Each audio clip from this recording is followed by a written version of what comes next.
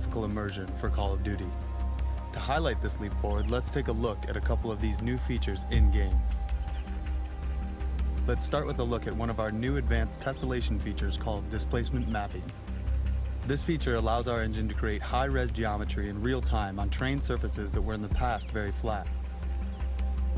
To better illustrate this, we are going to bring up some of the in-game development tools to show you what this new feature is actually doing. So with displacement maps off, you can see that the rocks on the riverbed are basically flat. However, as we slowly turn on displacement maps, you can see real geometry. The rocks, the nooks, the crags actually grow. This is a significant increase in geometric fidelity that is happening in real time in our new engine. Another great new feature of the engine is called sub-D. This is a technique that takes once blocky geometry and builds them into perfectly smooth curves. It's been used for a while by Hollywood and film, but the breakthrough for us has been utilizing it real time in engine. So as we look down the sight with sub-D turned off, you can actually see how the edges are jagged because of the normal poly count.